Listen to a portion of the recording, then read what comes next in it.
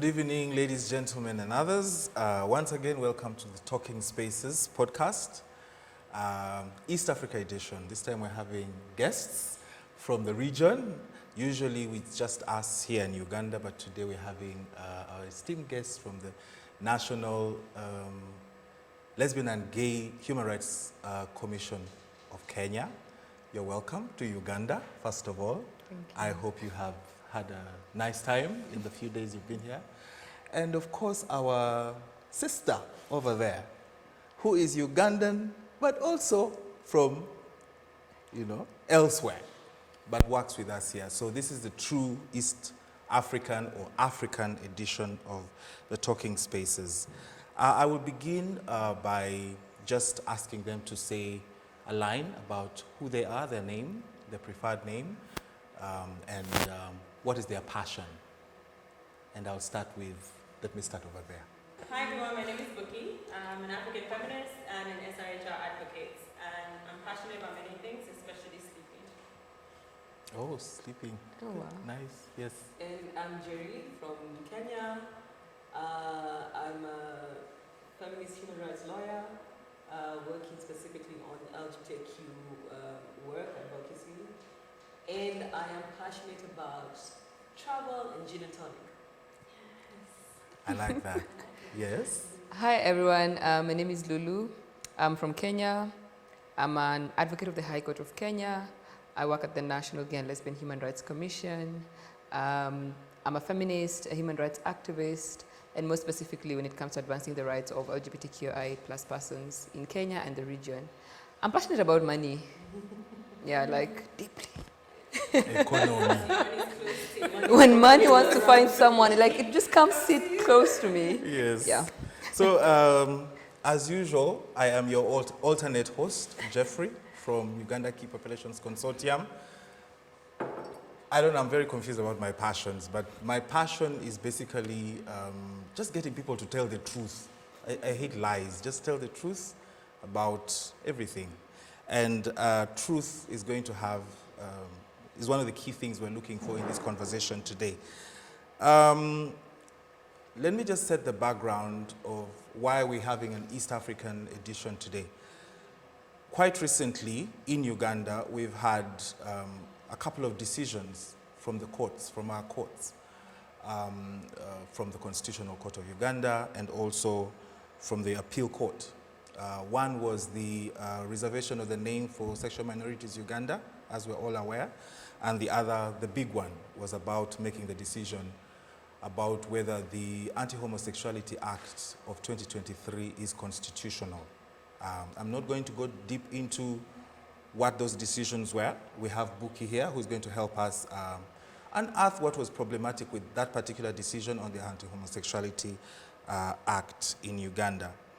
We're also going to talk about what is the impact of these decisions. We're also going to look at the Kenyan decisions. A few things, legal stuff has also happened in Kenya, and they also have some plans going ahead. We will also talk about our plans after this decision. But most importantly, what do these decisions mean for us in the region? Is it something that is affecting us as a region, not only as East Africa, but also as Africa in general? And what can we do together? So those are going to be some of the lines that I'm going to toe in this discussion. As usual, our modus operandi is a conversation. So I'm going to start by setting the ground. Since we're in Uganda, I'm going to ask Buky to tell us, what was this decision and what is the problem with this decision for us? Are there positives in it, or is it all just negative? Thanks, Jeffrey. Well, I think, first of all, I'm not a lawyer, so don't expect a legal analysis. Just expect somebody who sat in courts and was listening to the summary of the judgment being read and being shocked by some of the language that was being used by the judges. I mean, first of all, when the judge could not even properly pronounce LGBTQ, Right. just kept, feeling like it's something he hadn't pronounced Before. first of all, was definitely jolting, and then also the reasons they were deciding in the negative rather than the positive was very confusing. Mm-hmm. And I think one of the big things for me as I listened was the interesting analysis that they had about the fact that even though there was a repeal in India, Mm-hmm. that actually Uganda was different Yet from we India. Yes. Yet we had the same colonial miscreants. Yes. And India is also a very diverse country that's very rich in culture, Yes. that also has strong religious leanings. And so to say Uganda had no similarities whatsoever, and that there was nothing to be learned from the case in India was shocking It was quite to shocking, me. yes. Very shocking to me. And then when you now read the press release and them saying that the Dobbs decision, Which is an abortion exactly, decision. which is on abortion rights, was more relevant because it took into consideration culture and kind of the social context. And I found that very interesting that they felt the need to go to a Western country, which you would rightfully say had less similarities Yeah. to Uganda as Yes. more relevant Yeah. than the situation in India or Kenya as well. They even mentioned the Kenyan case and it was like, no, that's not relevant either, without giving a very clear reason for it. Another issue I had was the evidence that they used to make that decision, which was evidence that wasn't requested for or entered, while at the same time saying that the evidence that was entered by the petitioners was not sufficient.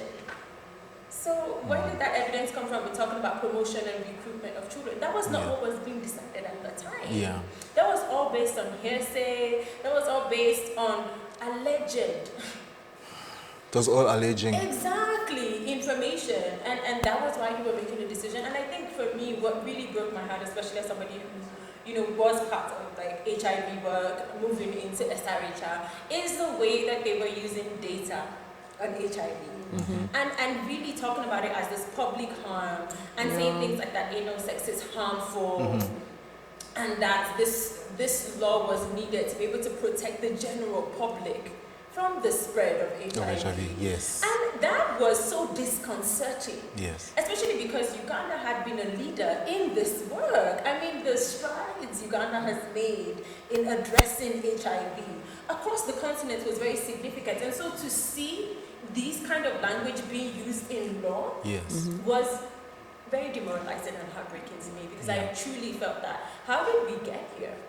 And the last thing I would say is that for those of us who have also been tracking what anti-rights movements, the language that they've been using, this very pro-family narrative, this very let's protect our family, protect our children, protect our society, this narrative around these populations are harmful, we don't know what it is that they're doing, they never existed, this is all Western. And you have to be, all of us really should be worried by the fact that this is the language that is being used in our courts. Because for us, the legal sphere was that one place that seems to have retained some level of neutrality, yes. Right, and or some reasoning. Like, it was really great at least that they understood the right to health. Yep. And so that was a dignity positive. Of having shelter. Yes. That was at least okay. Although we haven't completely lost it. Yes. We're definitely on a downward slope. Yeah. Because even the way they kind of tied everything in knots to be like, well, there is a right to health and you should not sleep on the streets, but even then you don't recognize who you are, but don't sleep on the streets. Yes. Like I'm just kind of like, okay, so as they say in Nigeria, this is Kagawa logic. It's the logic of Kagawa, not the logic of law. Of a judge. Exactly. And so for me, I take the fact that at least that was understood and we haven't completely lost that battle, especially in terms of cultural and social rights and what it means for us to have a health system and the right to health. But everything else was heartbreaking because them not understanding dignity and the recognition of a person, right? And losing track of that, especially when Black people, like our liberation was based on this understanding that we deserve a dignified life. Yes. And for us in a black country, an African country, to feel comfortable enough to use the law to strip people of dignity. It's terrible. That broke my heart. Yes. And I want to then kind of like juxtapose it with what happened in Kenya. And maybe just before that, we did have the SMART case, right, about reserving their name with the Uganda NGO Bureau. Not the Uganda NGO Bureau, rather the Registration Bureau, right? The companies, the one that registers companies. But in Kenya, we've seen a decision that was phenomenal. So what's the difference between what goes on in the minds of judges in Kenya and the ones in Uganda? Because these are all black East African people who call upon culture and religion. What do you think went on there, Njeri?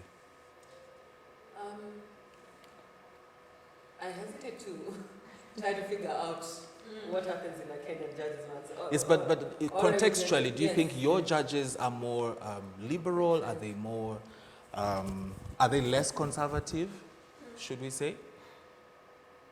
I think they're probably just more braver. You know, like I think that the thing that's required is the courage and I guess a true belief in certain values that are necessary for someone to occupy offices as high as a Supreme Court judge. Right. Right? I think all of us have that. I mean, as different as we are as people, our upbringing, our conditioning as kids, our cultural, our cultural beliefs and thoughts, and all of these things are quite similar. However, the Kenyan judiciary has, in the last 15 years, really tried to show its independence, right? Which is a thing that I think by the time all of us were in law school, that was a major thing, the independence of the Kenyan judiciary. Just because we existed in a time, in the time when Moi was president, there was no independence whatsoever. Yes. Everyone was at the beck and call of the number one, whatever the president wanted, he got, right?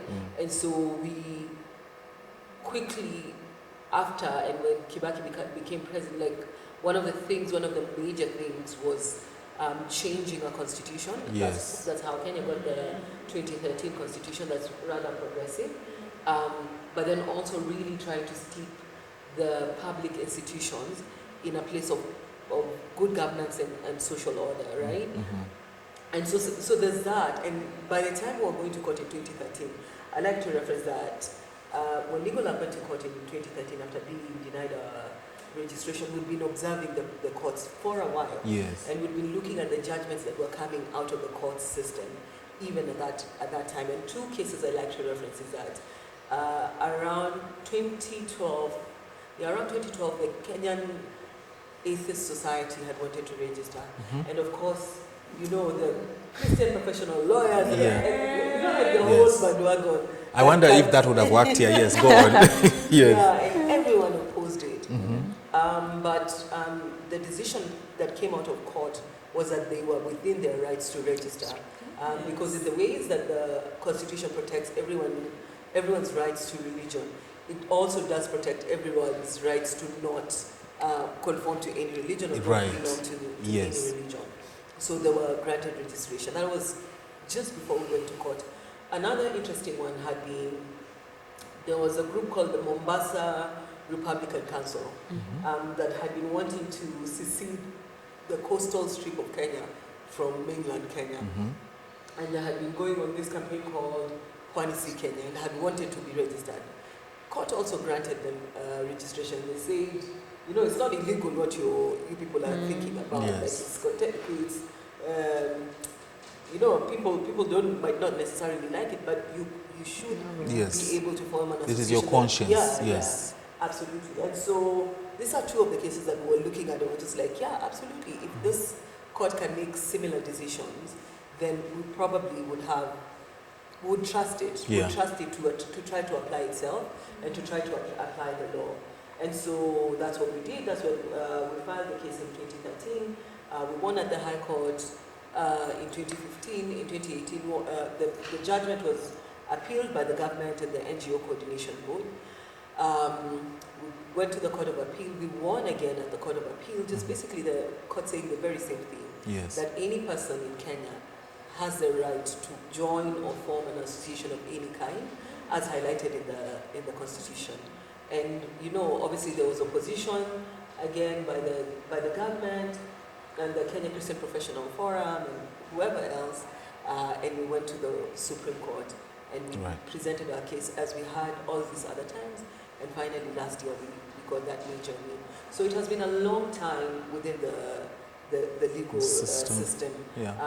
It has been exhausting, but I think what has been useful is that we have kept the energy both in court and outside of court.